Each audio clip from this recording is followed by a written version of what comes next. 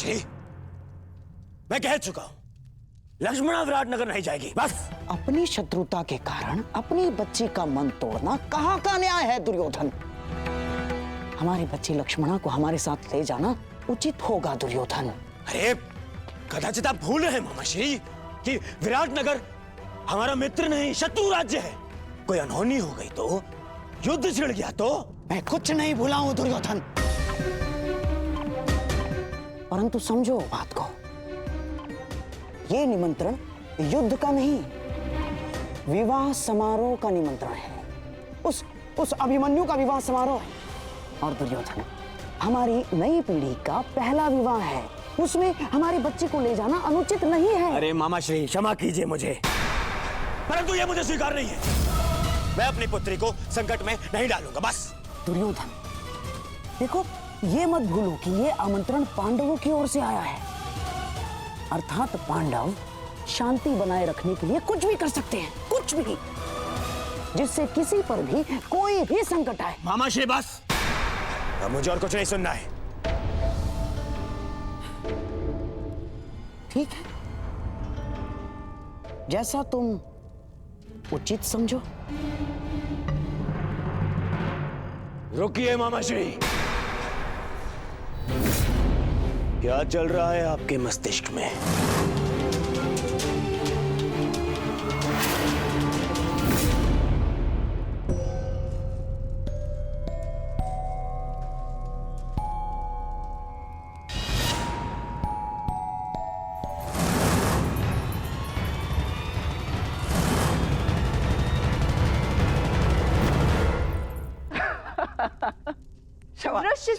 क्षमा चाहता हूँ। नहीं, मैं क्षमा चाहती हूँ तुम्हें इस प्रकार यहाँ बुलाने के लिए, परंतु बात ही कुछ ऐसी थी। वो, मैं एक विवाह में जा रही हूँ और मैं चाहती हूँ कि शाम भी वहाँ उपस्थित हो, और उसे केवल तुम ही वहाँ ला सकते हो, तो तुम्हारी बात अवश्य मानेंगे। अच्छा, तुम्हारे कहने का तात्पर्य है कि वो तुमसे अधिक मेरी बात मानेगा। वृषसेन, ये परिहास का समय नहीं है, मेरी जान पर लगी है। अब मैं स्वयं जाके तो उन्हें वहां से आने को नहीं बोल सकती ना, क्योंकि मैं जानती हूँ कि वो नहीं आएंगे, परंतु इस बार उनका वहां आना अति आवश्यक है। और तुम मेरे मित्र होके ऐसे उपहास कर रहे हो। अरे अरे, ठीक है, यदि इतना ही आवश्यक है तो मैं स्वयं जाकर कुमार साम को लेकर उपस्थित हो जाऊंगा। कहाँ है विवाह? विराटनगर में। वहां तो कुमार अभिमन्यु के विवाह का आयोजन चल रहा है ना, अर्थात तुम उस विवाह में। प्रश्न ये नहीं है कि लक्ष्मणा विराटनगर जाए या ना जाए, प्रश्न ये है कि आप उसे वहां ले जाने का हट क्यों कर रहे हैं? क्यों मामाश्री? ऐसा कुछ नहीं है दुर्योधन।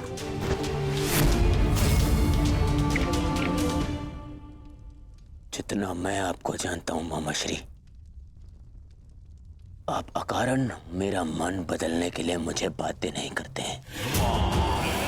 कुछ तो योजना आपके अंतर मन में है मामाश्री। अब भला मेरे मन में क्या योजना हो सकती है? मैं ये जो कुछ भी कर रहा हूँ अपनी बच्ची लक्ष्मणा की प्रसन्नता के लिए कर रहा हूँ, और कोई योजना नहीं है इसमें। बेहतर होगा कि ना हो मामाश्री, क्योंकि यदि ये कोई आपकी योजना है जिसमें आपने मेरी पुत्री का उपयोग करना चाहा, तो मैं आपको क्षमा नहीं करूंगा मामाश्री। ये क्या कह रहे हो दुर्योधन? मैं अपनी बच्ची लक्ष्मणा को लेकर छल करूंगा? आपके लिए कुछ भी असंभव नहीं है मामाश्री, परंतु सावधान करता हूँ, क्योंकि यदि मेरी पुत्री पर जरा सी भी आँच आई तो आप मेरी प्रतिक्रिया सहन नहीं कर पाएंगे, समझे? दुर्योधन, ये क्या हो गया है तुम्हें? तो बताइए, आप लक्ष्मणा को विराटनगर ले जाने में दबाव क्यों बना रहे हैं? मामाश्री, आपका यह मौन मेरे मन के संदेह की अग्नि को और भड़का रहा है। बोलिए, अन्यथा मैं अपना संयम तोड़ बैठूंगा। बोलिए।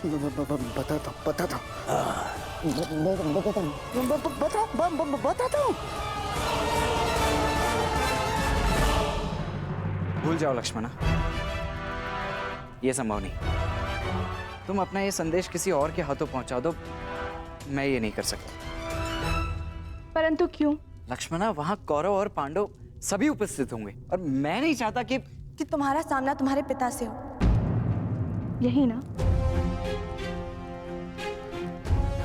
ऋष्यसेन, मैं जानती हूँ कि तुम और सांब अपने पिता के समक्ष नहीं जाना चाहते, परंतु ये मेरे और सांब के जीवन का प्रश्न है। मित्र हो ना, सहायता नहीं करोगे? ऋषसेन, मैं तुमसे विनती करती हूँ, केवल एक बार उनसे बात तो करके देखो।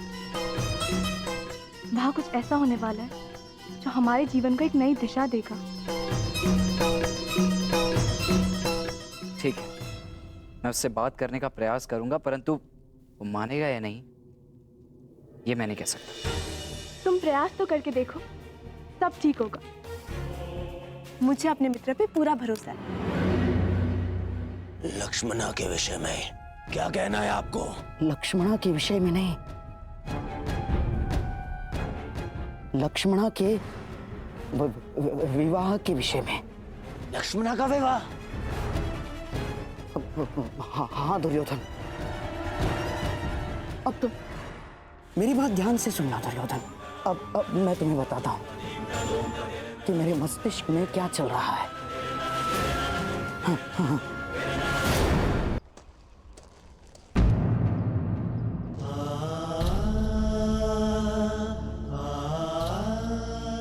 मुझे नहीं पता था कि आप अभी यही हैं।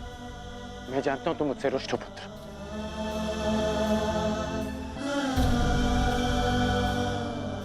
अब समझ में आ रहा है मुझे कि माता और सुप्रिया मुझे तुमसे मिलने से क्यों रोक रही थी।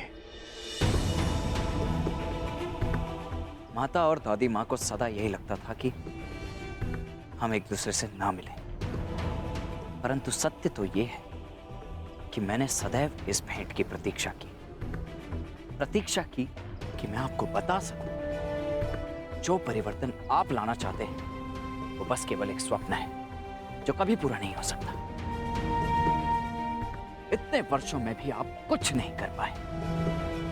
साधारण असहाय मनुष्यों पर आज भी अत्याचार होते हैं, उन पर अन्याय होता है और इस अन्याय को रोकने का एक ही उपाय है, अत्याचार और अत्याचारियों को जड़ से उखाड़कर फेंक दिया जाए। ये हल नहीं है पुत्र, ये हल नहीं है। अपनी अपनी सोच। आप परिवर्तन में विश्वास रखते हैं और मैं परिणाम। आप कर्म पर विश्वास करते हैं और मैं फल पर। मैं वृक्ष से मिले फल पर विश्वास करता हूं।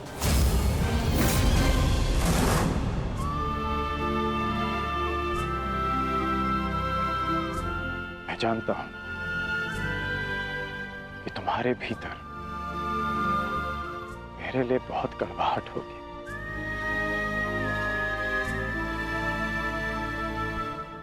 परंतु मुझे विश्वास है कि एक दिन तुम मेरा बलिदान अवश्य समझोगे। मैं उस समय की प्रतीक्षा करूंगा। वो समय आएगा पुत्र, वो समय आएगा।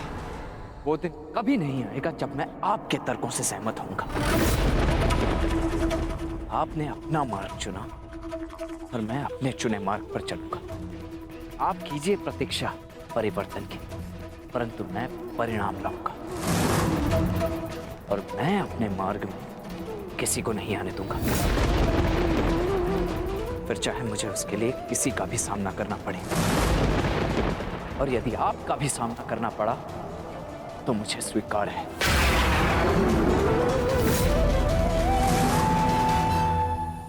आपने अपना तर्क सामने रख दिया और मैंने अपना पक्ष आपको समझा दिया। अब ये अंतिम अवसर है जब हम मिल रहे हैं। ईश्वर से प्रार्थना है कि अब जब कभी भी हम एक दूसरे के सामने आए तो एक दूसरे के विपक्ष में ना हो, क्योंकि यदि ऐसा हुआ हम दोनों में से कोई एक ही जीवित बचेगा।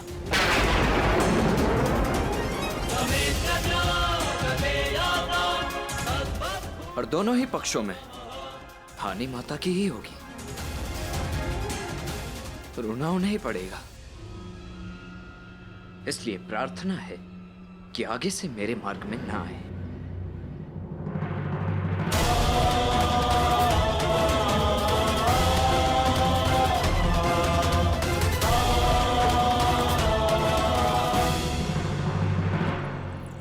ये सुंदर है।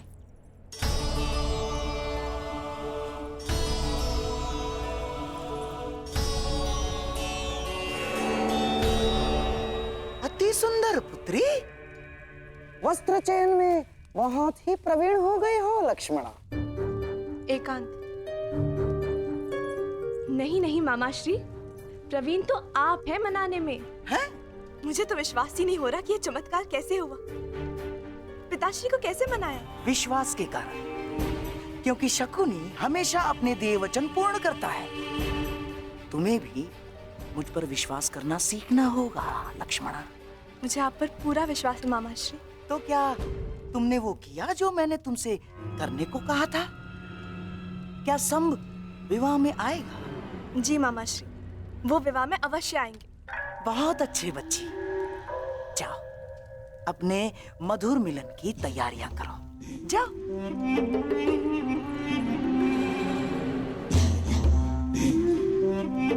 और मैं कृष्ण की पहली बार पराजय की कड़वी मुद्रा देखने की तैयारी करता हूं। मैं नहीं जानता कि तुम भविष्य देख पा रहे हो या नहीं, परंतु मैं तुम्हें हारता हुआ अवश्य देख पा रहा हूं। अवश्य। नहीं जीतोगे तुम, नहीं जीतोगे तुम। समझ नहीं आता ऐसा क्या है इस मोरपंख में कि सब इसे देखते ही अपना शीश झुका देते हैं। क्यों इसे देखते ही सबके मन में भक्ति उमड़ पड़ती है। जाने दो मित्र, जिसके मन में जो भावना है उसे रहने ही दो।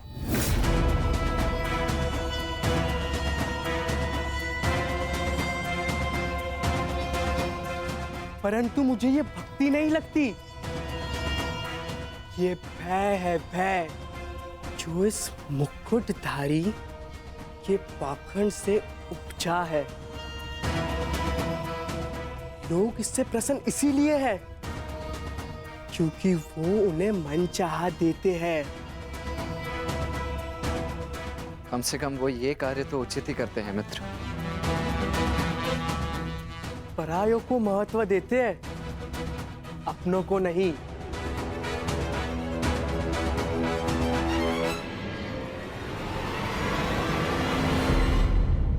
परंतु हम अपनों की बात करें मित्र। तो क्या निर्णय लिया तुमने? विराटनगर आ रहे हो ना? तुमने सुना नहीं, मैं वहां नहीं जाऊंगा जहां मेरे पिता महान श्री कृष्ण वासुदेव हो। मुझे समझाने में तुम अपना समय व्यर्थ कर रहे हो मित्र। मैं तो स्वयं तुम्हें वहां जाने से रोकने आया हूं मित्र, क्योंकि वहां जाना समय को व्यर्थ करना ही है, अनावश्यक। वो अभिमन्यु तुम्हें एक आंख नहीं भाती, तो तुम उसके विवाह में जाओगे क्यों? हाँ, वो माना कि लक्ष्मणा वहां आ रही है, परंतु उससे क्या अंतर पड़ता है?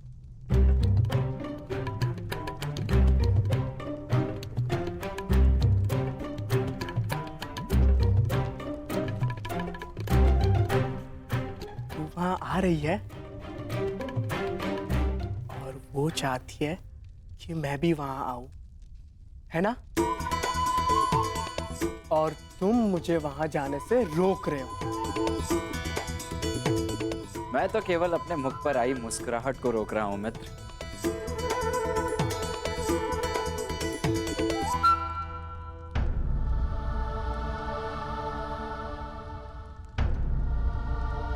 काकाश्री, प्रणिपात। प्रणिपात। तो हम कल प्रातः यहाँ से प्रस्थान करेंगे ना? परंतु अभी सूर्योदय होने में तो समय शेष है। फिर इस समय आप यहाँ? मैं जांच रहा था कि सुरक्षा प्रबंध पर्याप्त है या नहीं,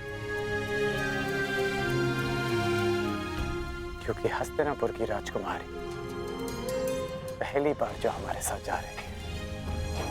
काकाश्री, आप अंगराज हैं, अंगरक्षक नहीं। आपको ये सब करने की आवश्यकता नहीं। मैं ये सब इसलिए करता हूँ क्योंकि ये युवराज और आपकी सुरक्षा के लिए आवश्यक है। मेरे लिए मेरा वहां जाना आवश्यक नहीं है, परंतु किसी और के लिए मेरा वहां उपस्थित होना आवश्यक है। मेरी बात मानो मित्र, मत जाओ वहां, भूलो मत, तुम्हारे पिता भी उपस्थित होंगे वहां पर। तुम्हारी मंत्रणा उचित है मित्र, परंतु वहां लक्ष्मणा भी होगी और उसकी इच्छा है कि मैं भी वहां पहुंचूं। इस बार भी उनकी इच्छा नहीं थी कि मैं उनके साथ विराटनगर चलूं। क्योंकि उन्हें आपकी चिंता है। हर पिता के लिए अपनी पुत्री की रक्षा सबसे बड़ी प्राथमिकता होती है। देखो पुत्री, उनके वहां बहुत शत्रु हैं, इसलिए आपको वहां ले जाना सुरक्षित नहीं है। परंतु हम विवाह में जा रहे हैं ना काकाश्री, युद्ध करने तो नहीं। शत्रु शत्रु होता है, कब युद्ध छेड़ दे कोई नहीं जानता। और एक पिता का सबसे बड़ा कर्तव्य अपनी संतान की सुरक्षा होती है। मुझे कोई अंतर नहीं पड़ता कि मेरे पिता मेरे विषय में क्या सोच रहे हैं। तुम्हारा आग्रह डालने के लिए क्षमा चाहता हूं मित्र, परंतु मैं विराटनगर जाऊंगा लक्ष्मणा से मिलने के लिए, चाहे वहां कुछ भी हो। निश्चिंत होकर जाओ मित्र, यदि वहां कुछ होगा भी तो तुम्हारी रक्षा के लिए मैं वहां उपस्थित रहूंगा। चाहे जो हो राजकुमारी, स्मरण रखिएगा कि मैं आपकी रक्षा के लिए सदैव वहां उपस्थित रहूंगा।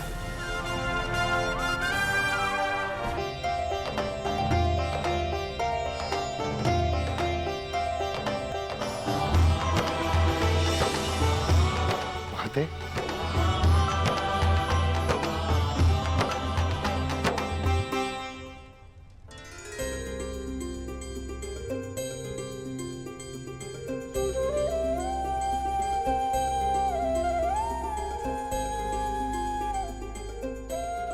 तेरह वर्षों से ये आंखें तुम सबको देखने के लिए तरस रही हैं। अच्छा, नेतृत्व हो जाने दो।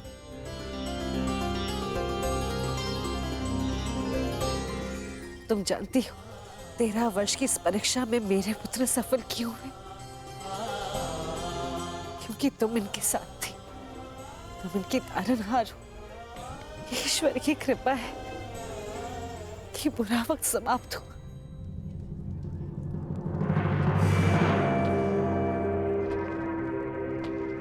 और किसी का बुरा समय प्रारंभ हुआ।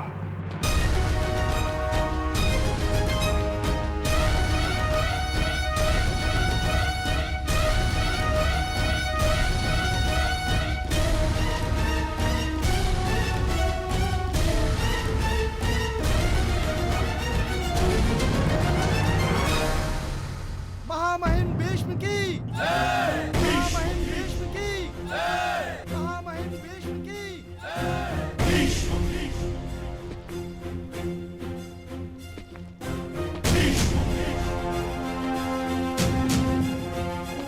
आप यहाँ पधारे, हम धन्य हुए पितामह।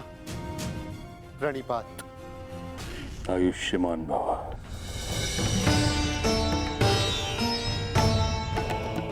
प्राणिपात।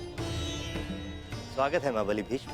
महाराज विराट, मेरे पड़पोते के विवाह पर यदि आपने निमंत्रण ना भी दिया होता तो भीष्म अवश्य आता।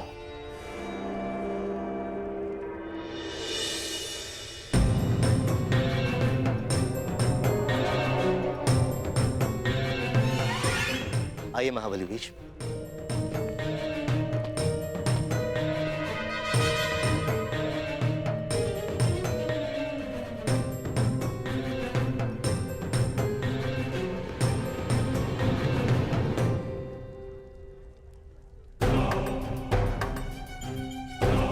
अंतिम भेंट में आशा थी कि अगली भेंट युद्ध भूमि में ही होगी।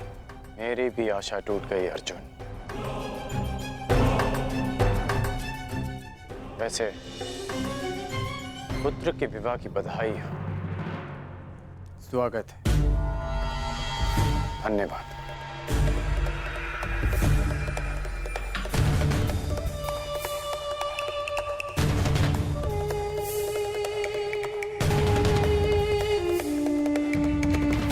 प्रणिपात।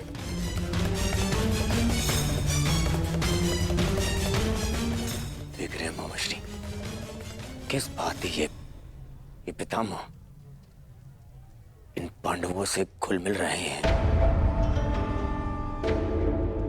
कोई जाए उन्हें बताए, समझाए उन्हें कि कुछ ही समय पश्चात यही पांडव युद्ध में हमारे विरुद्ध खड़े होंगे। शांत रहो दुर्योधन। मुख मुद्रा सुंदर नहीं बना सकते तो कम से कम सुंदर शब्दों का प्रयोग तो करो। और ये मत भूलो कि हम यहाँ केवल अभिमन्यु के विवाह के लिए नहीं आए। हमें हमारी बच्ची लक्ष्मणा के विवाह के विषय में भी बात चलानी है और एक कर्तव्यनिष्ठ पिता के भांति व्यवहार करना सीखो और ये बचपना छोड़ो।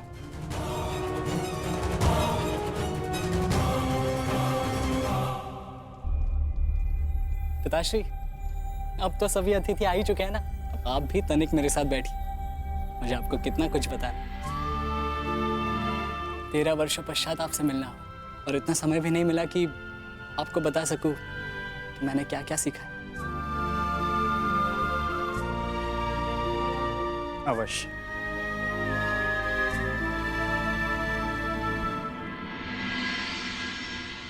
जिनसे मिलना था उनसे मिल चुके हैं। अब न किसी से मिलना शेष है और न किसी को उत्तर देना।